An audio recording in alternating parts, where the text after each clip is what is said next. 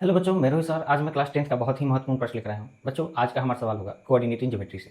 तो चलिए बच्चों देखते हैं। तो बच्चों, आज का हमारा सवाल है, यदि किसी त्रिभुज के शीर्षों के नियामक -1 0 5 -2 एवं 8 2 हैं तो इसके केंद्रक नियामक होंगे। बच्चों, हमारे ऑप्शन इस प्रकार हैं: 0 4 4 0 0 -4 -4 0। तो बच्चों, जब भी त्रिभुज के शीर्ष दिए हों और हमें त्रिभुज का केंद्रक का नियामक या निर्देशांक ज्ञात करना हो तो इसके लिए एक फॉर्मूला होता है। जैसे त्रिभुज के केंद्रक का नियामक, या यहाँ पर आपको बच्चों निर्देशांक भी दे सकता है। यह निर्देशांक बराबर होता है x1 plus x2 plus x3 बटा 3। यहाँ पर y1 plus y2 plus y3 बटा 3।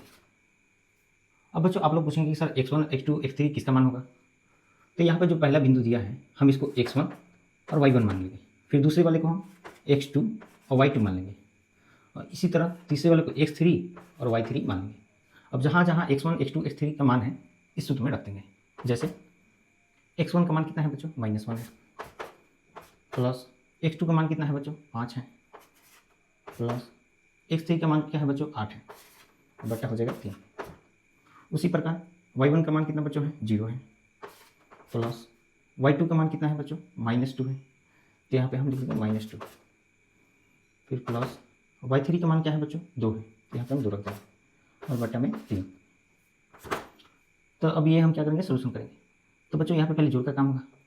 8 5 13, और 13 में से 1 जाएगा, तो 13 में से 1 गया तो कितना होगा, 12, तो 12 बटा 3 हो जाएगा।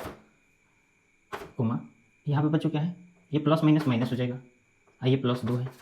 यहाँ पे 0 क्या है, तो 0 रखे चाहे ना रखे कोई बात नहीं है। तो ये प्लस माइनस माइनस -2 अब +2 है, तो घटेगा तो क्या हो जाएगा, 0 हो जाएगा, तो ये हो जाएगा 0 बटा 3।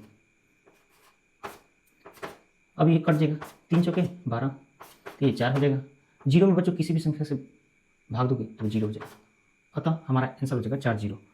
तो ये हमारे ऑप्शन बी फॉर बाबूराव है। Thanks for watching.